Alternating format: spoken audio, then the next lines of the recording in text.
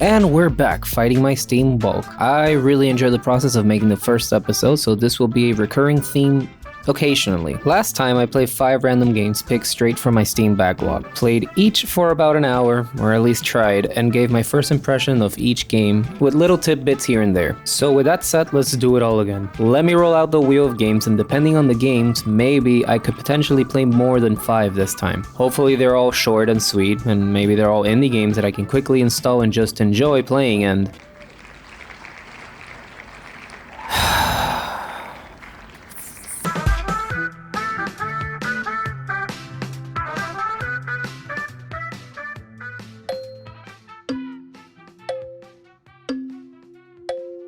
So much for a short and quick game, but hey, this is the first game the randomizer picks that I know something about. I mean, it's fucking Death Stranding, and there's no possible way for me not to know what this game is, although this will be the first time that I actually play it. A bit unfair for it, because I have seen gameplay and reviews of it, so my thoughts on this game might be a bit skewered. I'm actually going into this game with very...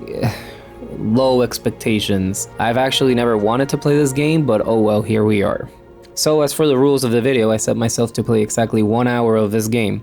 Something I don't tend to force myself with other games, if I feel an hour wouldn't change my thoughts on said game. But you know, this is a Kojima game. An hour probably won't be enough to get an idea of how this game is, and would you look at that, I was exactly right. Out of the hour I played, 50 minutes were fucking cutscenes after cutscenes after cutscenes. Like hell man, this movie had 2 separate title drops. Why? And I played a whopping 10 minutes of gameplay before the game decided to thrust me to yet another long-ass cutscene. So yeah, my first impressions of this game is pretty much non-existent, but at the same time, oddly enough, exactly what I thought this game was going to be. A lot of blah blah blah, cool gameplay things here and there, and then more blah blah blah. The little bit I did play, I can say it looked like it could be a fun game. The physics and the balancing aspect was kind of funny to me, but I quite frankly don't know how long this gimmick will keep my attention. I have no idea if there's actually any action on this game or if it's just delivering stuff while avoiding danger. Regardless, that's all I got from this game. I think I would keep playing this to at least get a better idea if I even liked the game or not, but given as it's the first game in the randomizer, I have to move on. If I play any more of this game throughout the creation of this video, I'll be sure to comment on it later. But at this point, I guess we'll see. No, we'll just see.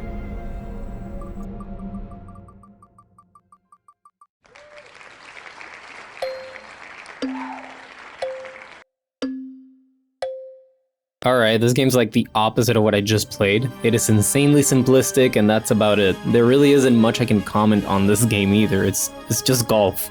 I like the balloon mechanics. I thought it felt cool to bounce off the balloons like that, but honestly I disliked more than I liked with this one. I didn't like the camera. Both mouse, keyboard, and controller felt rough to control. I didn't like that there isn't any local play. Like, it's golf, guys. The game is called Golf Gang, and they forgot the gang aspect. As far as I can tell, the whole multiplayer aspect of this game is just scoreboards of who had the fastest time, so for me the name was a bit misleading. And lastly, the art style was very bare bone, to the point that I constantly thought that the stages were just repeating instead of progressing to new ones. It was overall a very whatever experience, and yes, I tried the custom made stations and they were infuriating. That's pretty much all I have for Golf Gang.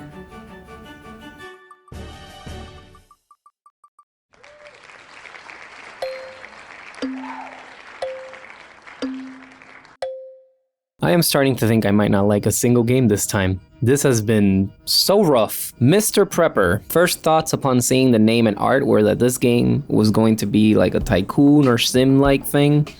Hell, it looked like a broader Fallout Shelter, and I guess to some extent it is, but man, I just could not get into this one. I particularly did not like that you had a character that you moved around by clicking. I thought you were just going to build a shelter and that's it. But this game asks way more than that. You have to move, feed, get supplies, do a lot of things with this character, and at the same time you have to avoid the government, noticing the things that you do in your shelter, and much more things while navigating this messy menu and clunky character movement by point and clicking here and there. Honestly, I just would have loved if you did not have a character at all, if it was just the base building and that's it. So this has been the first game in the list that flat out didn't click with me at all. There's nothing I pretty much liked about this game. There's nothing. It's just, I don't know, it might be for you, but at least for me, it just missed the mark of what I tend to like with these types of games.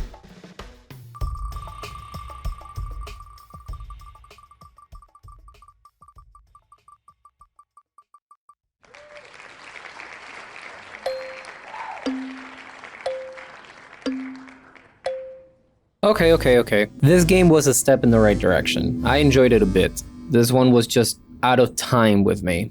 Had I played this game maybe like 10, 12 years ago, it would have been my shit.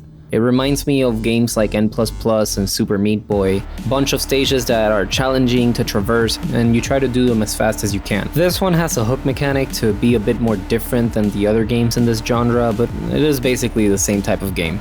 So far, it has been the best game I have played, but sadly, it really didn't click with me either. It's not that it's a bad game, it's just not the type of game I enjoy as much anymore. I don't really have patience for this type of game anymore. But if speedrunning games is your shit, you might like this game for sure.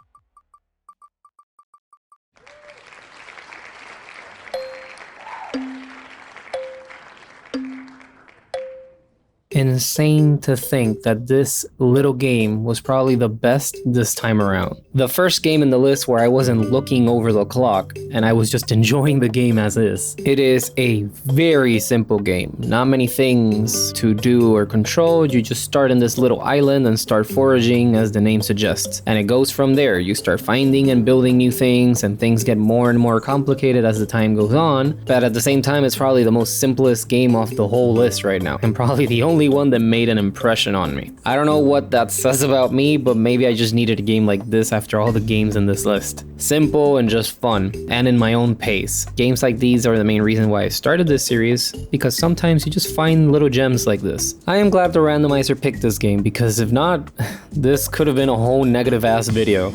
And it was starting to worry me that no game caught my attention enough to even make it. So yeah, without a doubt, this is my favorite of the bunch. There's no competition whatsoever. And with that, we conclude episode 2. I almost thought on picking a 6th game, but I didn't want another Death Stranding situation, so I ruled against it. Maybe in the next episode, I'll do more than 5 games, and I'll probably should if I'm ever going to even dent my backlog collection. Here's a list of all the games I played this time around, ranked with their final times. If I even played more of them, I don't know at the point of recording this. With that said, we'll see what the randomizer has in store for me for episode 3. Alright.